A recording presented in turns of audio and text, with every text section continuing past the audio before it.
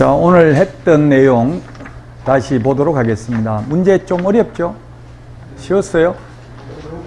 예, 개정된 내용이 많이 있어서 그렇습니다. 개정된 내용을 안 들어보셔서.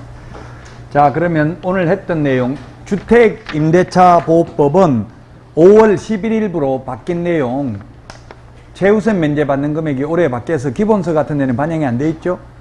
서울에서 보증금이 1억 5천 이하인 경우 나누기 3을 해서 5천만 원까지 최우선 면제를 받고요. 1억 5천이라도 5천, 5천이라도 5천만 원이라고 했죠? 1억인 사람도 5천, 7천만 원인 사람도 5천. 만약 보증금이 4천이면 4천만 최우선 면제 받겠죠? 그 다음에 과밀억제권역은 1억 3천만 원 이하인 경우 4,300. 과밀억제권역이 아닌 세종, 용인, 화성, 김포도 과밀억제권역에 포함되고요. 그 다음에 광역시는 7천만 원 이하인 경우 2,300인데 광역시가 아닌데 파평 광안이시, 파평윤시가 아니라 파평 광안이시입니다. 평택하고 이천이 추가됐습니다. 평택하고 이천이 5월 달에 추가됐습니다. 기타 지역은 6천만 원 이하인 경우 2천만 원까지. 이게 올해 바뀌었고요. 그리고 또 주택임대차보호법이 작년 시험 보고 나서 바뀐 게, 작년 시험까지는 임대차 기간 끝나기 6개월 전부터 1개월 전까지 계약갱신 요구할 수 있었고, 갱신 요구할 수 있거나 또는 1개월 전까지 말 안 하면 묵시적 갱신이 됐습니다. 근데 지금 2개월 전까지로 바뀌었죠? 임대차 기간 끝나기 6개월 전부터 2개월 전까지로 바뀌었습니다. 주택임대차보호법. 그리고 상가 건물 임대차보호법은 민법 시험에도 출제됐는데, 환산보증금이 일정 금액을 초과하면, 9억 초과하면 우선면제, 최우선면제 이런 거 다 적용이 안 되죠? 적용되는 것은 임시, 표준, 대개, 권해 요것만 적용된다고요. 임시 특례 규정 이런 것만 적용되고, 적용 안 되는 게 뭐가 있냐면 우선면제, 최우선면제, 임차권 등기명령, 월차임 전환율, 정액청구 5%밖에 안 된다. 최단기 존속기간 이런 거 다 적용 안 됩니다. 9억 초과되면. 자, 그 다음에 경매는 어렵습니다. 경매를 따라서 다 하기는 좀 어렵고요. 경매는 시험에 나왔던 거 위주로 보시라고요. 민사집행법이 330개 조문이 넘습니다. 우리 공인중개사법 51개 조문에서 30문제 이상 나오는데, 이건 330개 조문에서 1개밖에 안 나오니까 다 할 수는 없고요. 가장 시험에 많이 나왔던 게 매수보증금은 최저매각가격의 10분의 1, 항고보증금은 매각대금의 10분의 1, 차순위 매수신고는 최고가 매수신고인 신고한 금액에서 그 보증금을 뺀 금액을 넘는 때에만 할 수 있다. 그 다음에 무조건 말소되는 권리, 저당권, 건저당, 담보가등기, 압류, 가압류, 무조건 인수되는 게 유치권, 분묘기지권, 법정지상권, 이런 것들 자주 나오는 거 위주로 보시고요. 매수신청 대리는 내용이 많아서 그렇지 어려운 거는 없습니다. 특별히 어려운 거는 없으니까 매수신청 대리 끝까지 보셔야 됩니다. 안타까운 건 수험생분들 중에서 농지법은 2문제밖에 안 나오기 때문에 포기하고 앞에 국토의 계획 및 이용에 관한 법률만 열심히 하겠다. 바람직하지 않죠. 공법에서 점수 받기 가장 쉬운 게 주택법, 건축법, 농지법 3개가 16문제예요. 그 3과목 합하면 국토의 계획 및 이용에 관한 법률보다 공부할 분량이 더 적어요. 출제위원들은 그걸 잘 알고 있기 때문에 뒤에는 쉽게 낸다고요. 매수신청 내는 쉽게 내요. 맨 뒤에 있기 때문에. 읽어만 보면 된다고. 경매는 어려운데. 그래서 끝까지 포기하지 마시라고요. 자, 문제 보겠습니다. 1번 문제인데, 상가 건물 임대차 보호법입니다. 코로나 1급 감염병이죠. 이 코로나인 경우에는 감액 청구할 수 있다는 규정이 신설됐습니다. 경제사정의 변동인데, 이 경제사정의 변동에 구체적으로 1급 감염병, 즉 코로나가 1급 감염병이죠. 이런 경우 정감 청구할 수 있다. 그래서 감액 청구할 수 있다는 얘기입니다. 감액 청구할 수 있는데, 정감 다 청구할 수 있는데, 이건 청구권이죠. 형성권이 아니기 때문에 주인이 반드시 응해야 될 의무는 없죠. 불응하면 감액 청구 소송을 제기해야 됩니다. 이게 신설됐습니다. 제1급 감염병이라는 말이 옛날에 없는데, 이제 코로나로 어려운 소상공인들을 보호하기 위해서 이런 규정을 신설했고요. 그 다음에 2번 제1급 감염병에 의한 경제사정의 변동으로 차임 등이 감액된 후 임대인이 정액을 청구하는 경우에는 정액된 차임 등이 감액 전 차임 등의 금액에 달할 때까지는 정액 상한 5%를 적용하지 않는다. 이제 장사가 잘 돼가지고 다시 올릴 때는 옛날에 원상복구 시키는 데는 5%밖에, 만약에 100만원 깎아줬으면 깎인 금액에서 5%밖에 못 올린다 이렇게 주장 못 한다고요. 옛날로 돌아가는 거는 언제든지 가능하다고요. 장사가 잘 되면 깎아준 만큼 언제든지 다 올려도 됩니다. 그리고 답은 3번인데 임시특례라는 건 2020년 9월 29일부터 6개월간 연체한 차임은 3개의 차임액을 연체하는 것으로 보는데 포함시키지 않는다는 이야기죠. 임시특례입니다. 딱 6개월 동안 연체한 것만. 그래서 뭐 제가 제 유튜브 채널에 그 가장 지금 조회수가 높은 게 그거더라고요. 제목을 이제 잘 정해야 되더라고요. 그 뭐라고 적었냐면 8개월간 연체해도 세입자 내쫓을 수 없다 이렇게 제목을 적었어요. 그러니까 조회수 엄청나게 높더라고요. 맞아요. 최대 8개월 가능하잖아요. 예를 들면 2020년 9월 28일까지 2개월 연체돼 있어요. 근데 9월 29일부터 6개월 더 연체해도 합하면 8개월이잖아요. 그래도 계약갱신 요구 거절 못하죠. 그 3개의 차임액에 포함 안 시키니까 빼니까 그 최대 8개월 연체돼도 코로나 때문에 영업이 안 돼가지고 어쩔 수 없는 경우는 그렇다는 이야기입니다. 이거는 개정 규정이 언제냐면 입법 시행 당시가 입법 시행이 2020년 9월 29일입니다. 9월 29일 당시 존속 중인 임대차에는 적용 안 되고 그 이후 체결된 계약만 적용되는 게 아니라고요. 이미 존속 중인 임대차에 대해서도 적용됩니다. 따라서 3번이 틀린 정답이고요. 자, 2020년 9월 29일부터 6개월간 연체한 차임은 3기의 차임액을 연체한 것으로 보지 않는다. 해지 못한다고요? 계약갱신 요구 거절도 못합니다.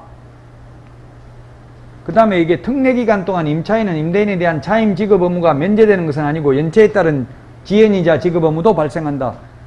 세입자는 웬만하면 돈 내야 된다고요. 도저히 뭐 월세 못 낼 형편이면 어쩔 수 없지만 나중에 주인은 6개월 연체된 걸 이자까지 쳐가지고 받을 수 있다고, 연체이자까지 계산해서.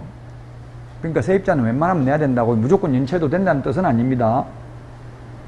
이게 9월 29일부로 생긴 제도입니다. 최근에 생겼기 때문에 문제 내봤고요. 자, 이거는 8월 18일 이번 달에 LH 직원 광명시형 신도시 투기한 것 때문에 농지법이 개정됐습니다. 이거 말고도 개정된 게 있는데요. 그건 시험 범위가 아니라서 시험 범위에 들어가는 것만 적었습니다. 예를 들면 농지취득자익증명 발급이 지금 4일, 2일이잖아요. 이것도 7일, 5일로 바뀌었고요. 농지심의위원회 심의를 거쳐야 되는 건 14일로 바뀌었는데 시행 시기가 9개월 후입니다. 그러니까 이번 시험에는 출제 못한다는 이야기예요. 요건 다 출제 지금 8월 18일부터 즉시 시행되는 내용입니다. 시중에 어디에도 이거 안 나와 있다고요. 제가 최고 따끈따끈한 최신 내용입니다. 이제 농업진흥지역이라고 하면 옛날로 말하면 이게 절대농지잖아요. 농사만 짓는 땅이죠. 경지정리된 논이죠. 이런 데는 주말 체험 영농으로 취득 불가능입니다. 농업 경영을 할 사람만 가능하고요. 주말 체험 영농이라는 건 농업 경영을 하는 건 아닙니다. 불가능입니다. 이제 옛날에 가능했는데 8월 18일부터 안 됩니다. 그 다음에 농지 불법 매매, 불법 임대차 중개, 광고 행위를 금지하고 위반 시 3년 이하의 징역이나 3천만 원 이하의 벌금입니다. 개업공개사한테 이건 농사 안 지을 건데 취득 못하는 거 아니에요? 나 LH 직원인데 취득 안 되겠죠 하니까 개업공개사 취득해놓고 안 지어도 할 수 있는 방법이 있습니다. 이런 식으로 해서 일단 사보세요. 이런 식으로 광고를 하거나 또는 중개를 하면은 3년 이하의 징역이나 3천만 원 이하의 벌금입니다. 만만한 게 개업공개사예요. 개업공개사 처벌 규정은 여기저기 엄청나게 많아요. 3년 이하의 징역이나 3천만 원 이하의 벌금이고요. 자, 이거 LH 그 직원 투기한 거 토론한 거 보니까 그 지금 농사 안 지면 처분명령 할 수 있잖아요. 근데 바로 처분명령이 안 되는 거예요. 처분 의무기간 1년 줘야 되잖아요. 1년 주고 나서 1년 안에 안 팔면 처분명령하고 최초 처분명령 있은 날로부터 6개월이 지나도 처분 안 하면 이행간격은 부과하죠. 근데 지금 시흥 광명은 지금 신도시 예정지역이잖아요. 1년 6개월 돼버리면 벌써 토지보상금 다 받고 끝나버렸다고요. 그래서 이제는 1년 의무기간 없이 바로 처분명령을 할 수 있다고요. 6개월 이내에. 의무기간 안 주고 뭐 한 경우에 거짓 부정한 방법으로 농지취득자격증명을 발급받아. 농지취득자격증명에 보면 농업경영계획서 적어서 내잖아요. 어떻게 농사 짓겠다. 그거 안 지키면 이제 LH 직원이면 실제 농사 짓기 쉽지 않잖아요. 주말 체험용 농처럼 그냥 뭐 토요일, 일요일 가서 하는 것밖에 안 되잖아요. 따라서 이제 의무기간 1년 안 주고 곧바로 처분명령 할 수 있다. 이 말이에요, 이거는. 원래는 의무기간 1년 줘야 되잖아요. 자, 그 다음에 농지 소유 제한이나 농지 소유 상한을 위반하여 소유할 목적으로 거짓이나 부정한 방법으로 농지 취득자격증명을 발급받은 자는 5년 이하의 징역 또는 해당 토지의 개별 공시지가의 해당하는 금액 이하 벌금입니다. 이게 옛날에는 5년 이하의 징역이나 5천만 원 이하의 벌금이었어요. 5천만 원 이하의 벌금인데 지금 토지 가격에 해당하는 금액 이하 벌금이라고요. 토지를 5천만 원 이하로 사는 경우는 거의 없겠죠. 만약 5억 주고 토지 샀으면 벌금 5억 때릴 수 있다는 이야기예요. 쉽게 말하면. 단 가격은 개별 공시지가입니다. 그럼 시세보다는 조금 싸겠죠. 개별 공시지가니까. 옛날에 5천만 원이 토지 가격에 해당하는 금액 이하입니다. 물론 개별 공시지가고요. 그러니까 벌금이 훨씬 더 많아질 가능성이, 높아질 가능성이 많잖아요. 5천만 원으로 취득하진 않았을 거니까. 그 다음에 불법으로 농지를 위탁 경영한 자는 2천만 원 이하의 벌금, 이런 게 생겼습니다. 징역은 아니고 벌금입니다. 예를 들면 3개월 이상 국외 여행 중이거나 3개월 이상 병원에 입원하면 위탁 경영 가능하잖아요. 2개월밖에 해외여행 안 가면서 위탁 경영 시키면 2천만 원 이하의 벌금입니다. 예, 가장 중요한 거는 이거 비협인 것 같아요. 제 생각에는 이거.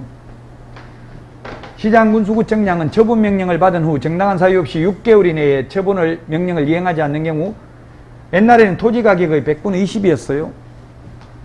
이번에 바뀐 게 25%고요. 그 옛날에는 그냥 농지, 토지 가격 이렇게 해가지고 토지 가격이 공시지가인지 뭐 이런 게 규정이 없었어요. 그 논란의 여지가 있었는데 지금은 뭐라고 되어 있냐면은 감정가격 또는 개별 공시지가, 개별 공시지가가 없는 경우 표준지 공시지가. 그럼 가장 그 중에서 높은 거예요, 높은 거. 높은 거, 낮은 거 좀 유의하라고 했죠? 높은 금액, 세 개 중에 높은 금액. 그러면은 뭐가 감정가격이 더 높을 가능성이 많잖아요. 그러면 시험 광명 이런 거 살 때보다 지금 감정가격이 높아졌을 거 아니에요. 투기를 했으면. 그러면 25%면 4년만 지나면 이행강제금으로 취득가격이 다 뺏긴다고요. 20%에서 25%로 바뀌었습니다. 이거 하나만 틀렸어요. 맨 마지막 비협. 답 5개입니다. 그래서 공법에도 나올 수 있겠죠.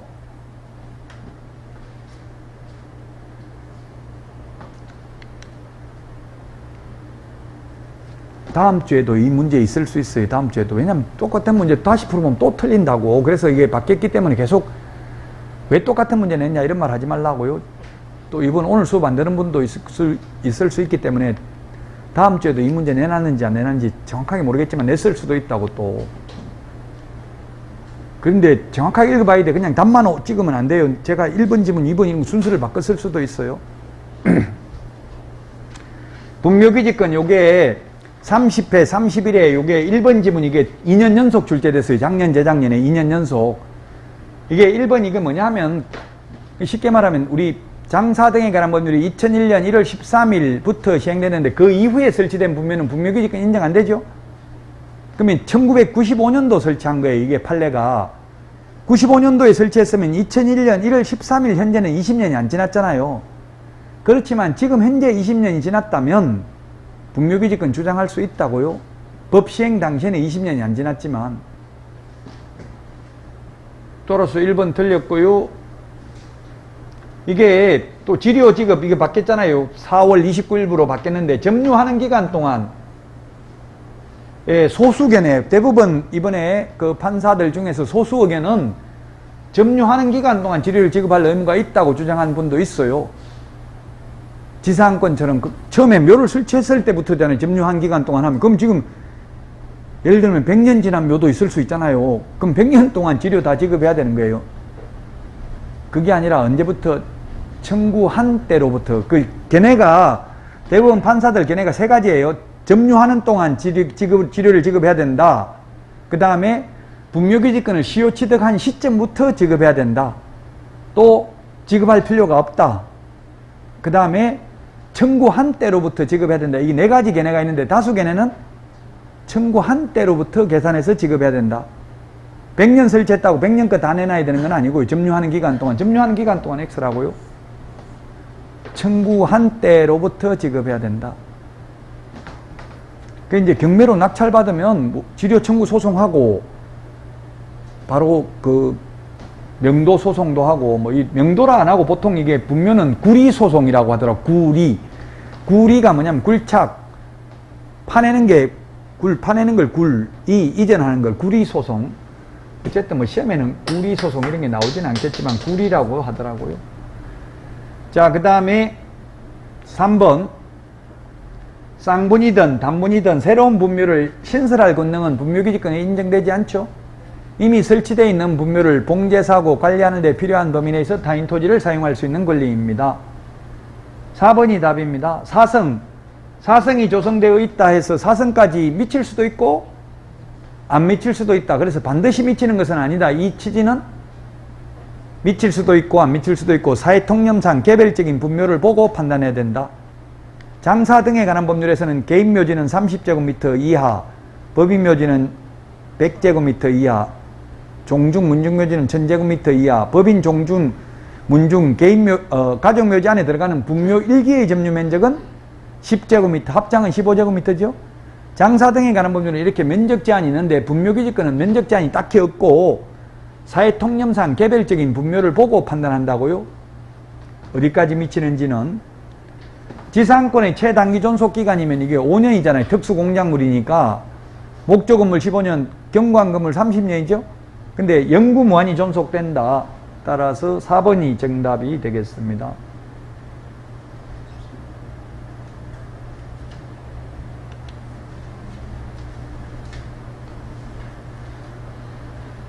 문제 좋죠. 포상금 지급 대상이면서 1년 이하의 전액이나 1000만원 이하의 벌금. 포상금 지급 대상 우리 암기 프린터 28번에 보면은 7가지입니다. 무부양, 광시, 공시. 암기 프린트 28번 7개라고요. 이 중에 무등록 3년 이하의 징역이나 3천만원 이하의 벌금. 그 다음에 양도되어 무부양, 부정한 방법. 이게 잘못 적었네. 이거.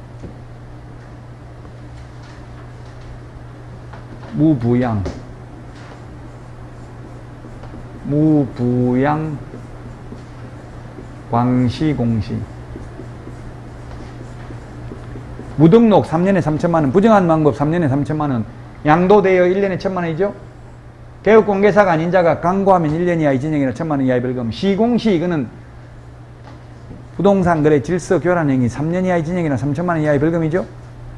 누구든지 시세에 부당한 영향을 미치는 행위, 개업공개사가 시세에 부당한 영향을 미치는 행위, 공동중개 제한 3년 이하의 징역이나 3천만원 이하의 벌금. 따라서 1년 이하의 징역이나 1000만원 이하의 벌금은 2개라고요.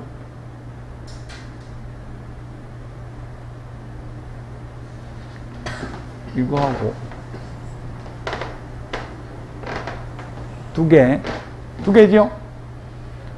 암기 프린트 28번 2번이 정답입니다.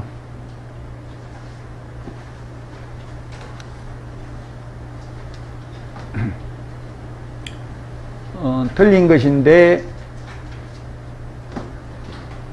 임차인의 계약갱신 요건은 입업 시행 전에 이건 아마 시험에 좀 입업 시행이 작년 7월 31일이잖아요. 31일 전에 임대인이 갱신을 거절하고 제3자와 임대차 계약을 이미 체결해버렸다면 또 새로운 세입자도 보호해야 되잖아요. 그래서 계약갱신 요건은 인정되지 않는다고요. 자, 그 다음에 2번 임대인의 직계 존속이나 비속, 배우자는 해당되지 않죠? 목적주택에 실제 거주하려고 갱신 거절하였음에도 불구하고 갱신 요구가 거절되지 아니하였더라면 갱신되었을 기간이 만료되기 전에 정당한 사유 없이 제3자에게 목적주택을 임대한 경우입니다. 그럼 임대 안 하고 비워놓으면 손해배상해 줄 필요 없죠? 임대한 경우 임대인은 갱신거절로 인하여 임차인 입은 손해를 배상해야 된다. 3번 손해배상 예정에 관한 합의가 있으면 합의된 금액 지급하면 되고요. 합의를 하지 않는 경우 환산월차임의 3개월분, 그 다음에 제3자가 에게 임대하여 얻은 환산월차임과 갱신거절 당시 환산월차임 간의 차액의 2년분, 그 다음에 갱신거절로 인하여 임차인 입은 손해액 중 적은 금액이 아니라 큰 금액입니다. 세 개 중에 가장 큰 금액 손해배상해야 됩니다. 경미한 과실이 아니고 4번이 답이네. 중대한 과실이죠. 중대한 과실이라는 말은 우리 시험에 나오는 것 중에서 중대한 과실 4번입니다. 민법 착오로 법률행위 취소할 때에는 표의자에게 중대한 과실이 있는 경우 취소 못하죠. 주택임대차보호법에서 고의 또는 중대한 과실로 임차물을 파손하면 계약갱신 요구를 거절할 수 있습니다. 상가임대차에서 중대한 과실로 파손한 경우에는 계약갱신 요구를 거절할 수 있고 권리금 회수 기회를 보장해주지 아니할 수 있습니다. 4번 나옵니다. 중대한 과실입니다. 우리 공인중개사법에서는 중대한 과실 없습니다. 모든 과실입니다. 경미한 과실 포함입니다. 이기입니다. 이기라는 말 4번, 3기가 3번이죠. 상가금융임대차보호법은 3기고요. 민법 임대차 계약 해지 2기, 주택임대차 계약 해지 2기, 주택임대차 계약갱신 요구 거절 사유 2기의 차임액을 연체한 경우, 그 다음에 주택임대차 묵시적 갱신 인정 안 되죠? 2기의 차임액을 연체하면 답 4번입니다.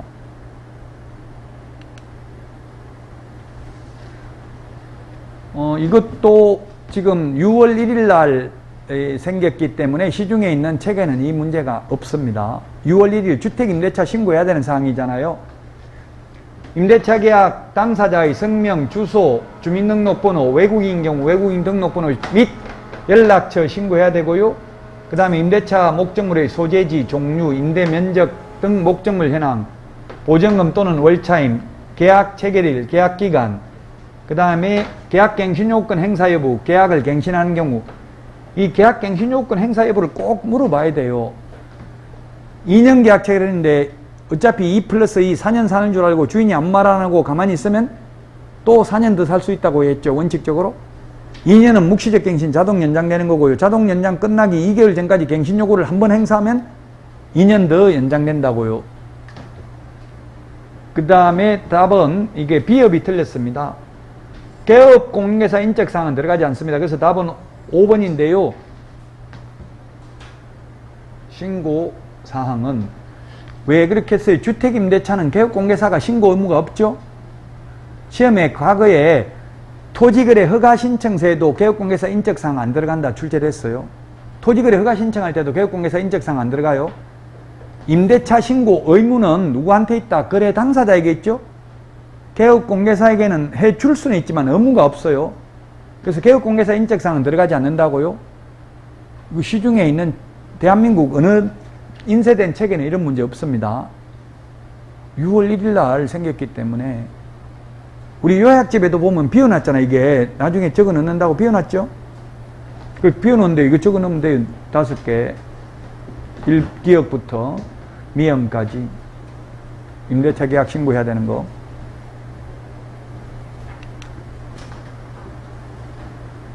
자, 그 다음에 포상금 지급 대상 암기 프린터 28번.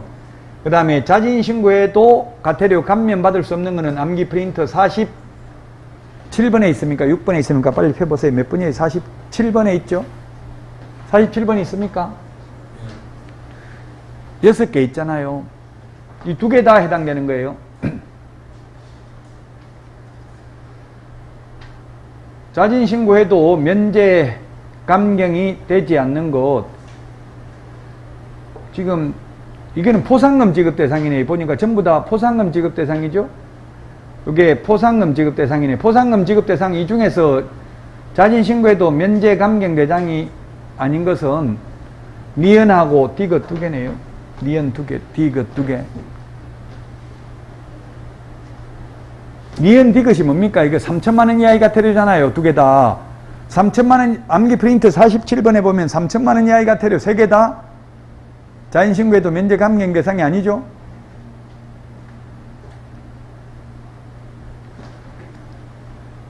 답 2번입니다. 2번. 암기 프린트 28번하고 47번. 좀 어렵게 내면 이런 식으로 낸다고 하나만 내는 게 아니라 두 개를 다 알아야 한 문제 풀 수 있도록 객관식으로서는 거의 가장 어려운 패턴이죠, 이게.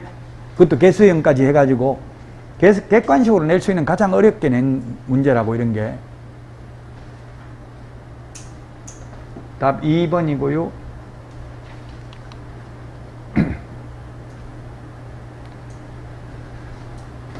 부동산 거래 신고 등에 관한 법률상 국토부 장관 또는 시도의사가 허가구역으로 지정한 때 지체 없이 공고한 사실을 국토부 장관이 지정했으면 시도의사를 거쳐서 시장군수구청장이 통지해야 되죠.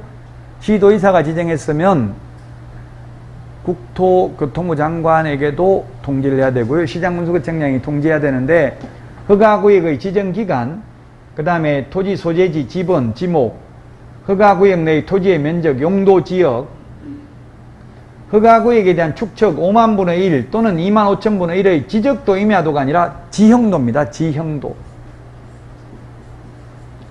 지형도하고 지적도하고 다른 점이 뭐예요? 지적도는 평면도고 지형도는 등고선이 표시되어 있죠. 높낮이가. 지형도입니다. 지형도.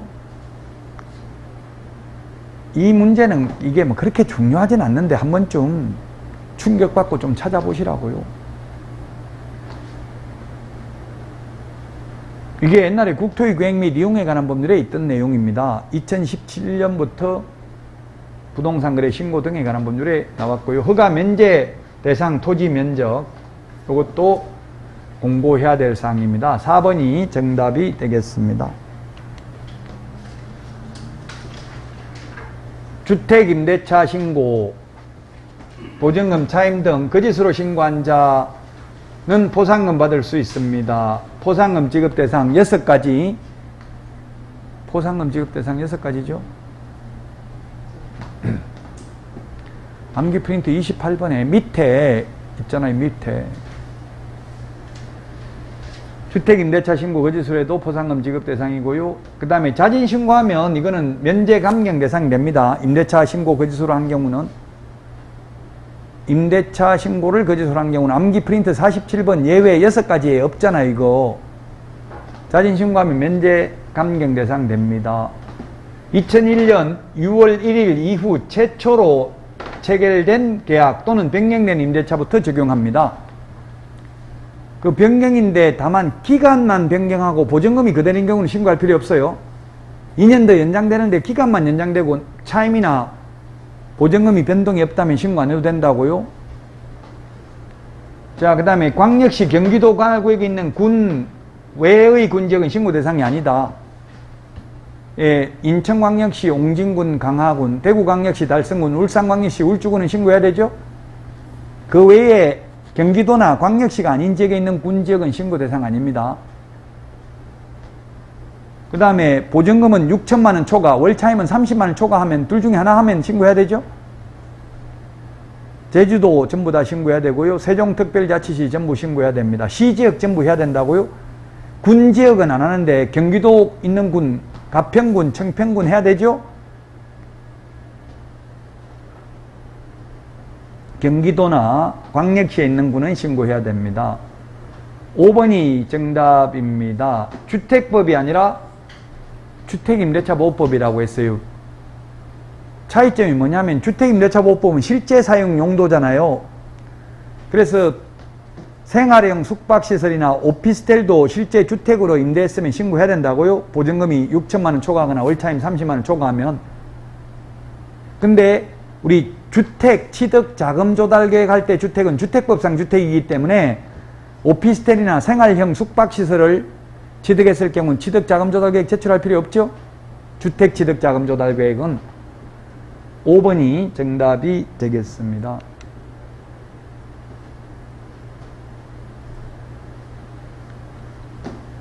갑소유 X주택에 대해서 을이 인도를 받고 2019년 6월 3일 확정일자를 받으면서 주민등록을 마쳤다. 그런데 채권자 병이 같은 날 16시, 자, 확정일자 10시에 받고 건재당 16시에 했습니다. 누가 먼저 배당받아요? 이거 경매 넘어가면.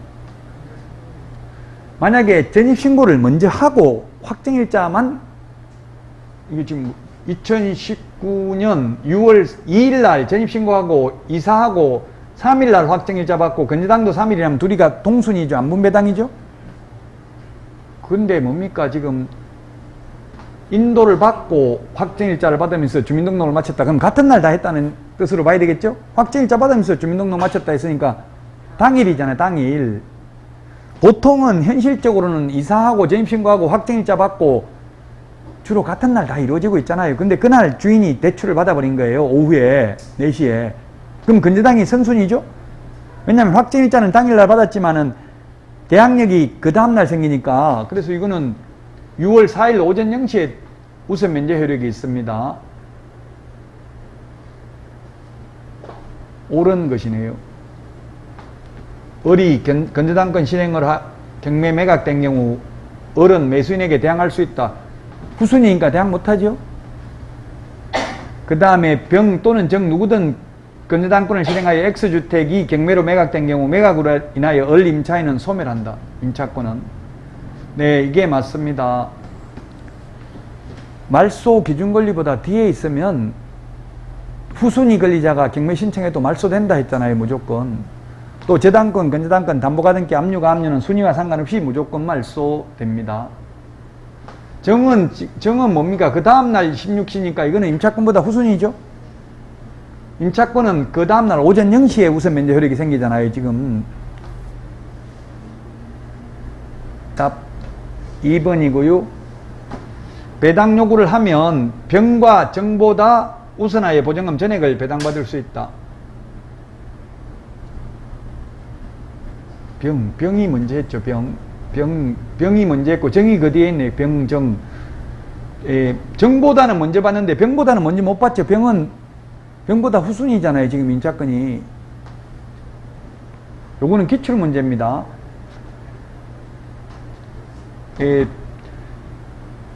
병보다는 먼저 못 받는다고 정보다는 먼저 받는데 그래서 틀렸고요. 4번 X주택이 경매로 매각된 후 을이 우선 면제권 행사로 보증금을 반환받기 위해서는 먼저 법원에 인도해야 된다. 동시행 관계에 있습니다. 동시행. 배당받는 것과 명도하는 것은 동시행 관계에 있다. 경매 신청할 때는 집 안 비워줘도 되죠? 동시행 관계에 있는데 이론적으로는 현실적으로는 명도 확인서를 가져가야 배당금을 받을 수는 있어요. 현실적으로. 근데 시험에 나오면 동시행 관계에 있습니다. X주택에 대해서 을이 경매 법원을 집행 권한을 얻어서 경매 신청을 강제 경매를 신청하였다 하더라도 우선 면제 받으려면 배당 요구해야 된다 했는데 경매 신청을 한 채권자, 즉 압류 채권자는 당년 배당 채권자입니다. 배당 요구 안 해도 됩니다. 당년 배당 채권자가 누가 있냐면 건재당, 저당권, 전세권, 등기된 임차권 이런 경우 등기사항 증명서를 통해서 채권 금액을 확인할 수 있는 자는 당년 배당 채권자입니다. 그러나 판결문, 우선 면제, 최우선 면제 이런 거 받으려면 배당 요구해야 되죠. 배당 요구의 종기까지.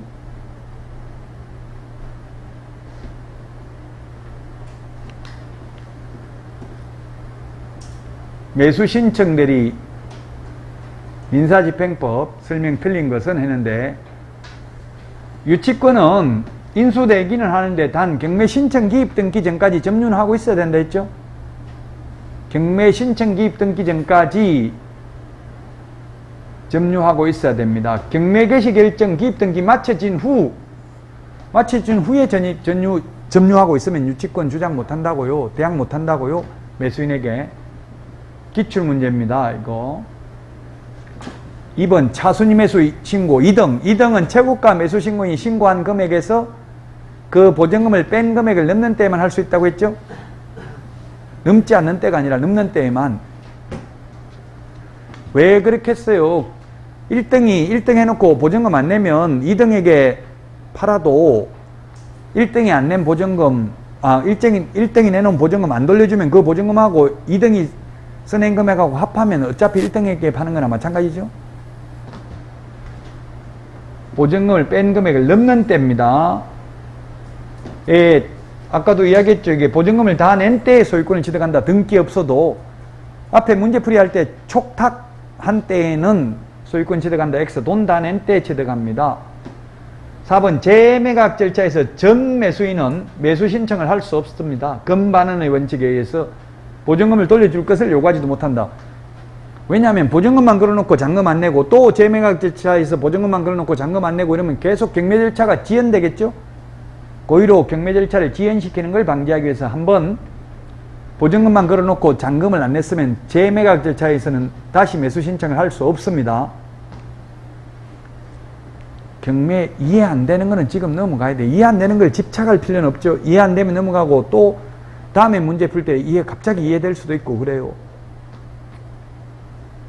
지금 이 시점에서는 이제 어렵게 나올 가능성은 배제할 수 없지만 그렇다고 이해 안 되는 거 예를 들면 학개론 계산하는 게 전혀 수학적 기초가 안 되는데 지금 계산하는 것만 잡고 있어봐야 의미 없죠?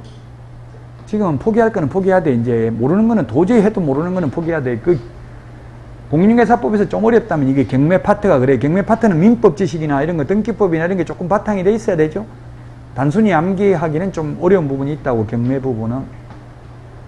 많은 분들이 다 인터넷에 경매는 아직도 어렵다 하는데 아직도 어려운 게 아니라 이거는 누구든지 다 어려워요. 나만 그런 게 아니고.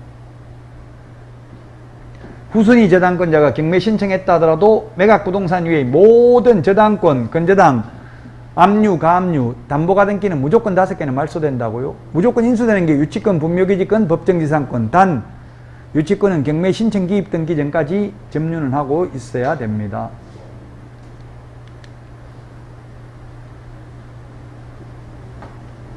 매수 신청들이 위임인은 차순위 매수 신고할 수 있다. 할 수 있는 거 7가지. 보증금 대신 내는 거, 보증금 대신 돌려받는 거, 차순위 매수 신고하는 거, 차순위 매수 신고의 진을 포기하는 것, 공유자 우선 매수 신고, 구임대주택법상 임대주택 우선 매수 신고는 가능하지만 불가능한 게 명도소송, 배당이익소송, 항고소송, 기일변경 신청 이런 거는 불가능합니다. 소송 절차는 변호사가 한다고요? 매각장소 집행법원에 개업공개사가 직접 출석해야 되고 법인은 대표자가 직접 출석해야 됩니다. 따라서 일반 자격증이 있는 임원도 소속공개사도 보조원도 전부 다 매수신청 내리면 불가능하죠? 우리 중개업무는 자격증 있는 소속공개사는 가능하잖아요. 중개업무 계약서 작성할 수 있잖아요. 매수신청 내리는 못한다고요. 오직 개업공개사만 할 수 있어요. 이것도 기분 나쁘게 만들려고 이렇게 해놓은 거예요. 자격증 있으면 하도록 해야 되잖아요. 소속공개사도. 근데 안 된다고요?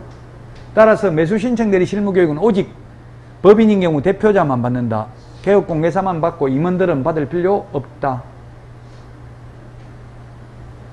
매수신청 모수 지급 시기는 약정이 없을 때는 매각대금 지급 기한일입니다. 우리 중개보수는 약정이 없으면 잔금 치러야 되죠? 거래대금 지급이 완료된 날입니다.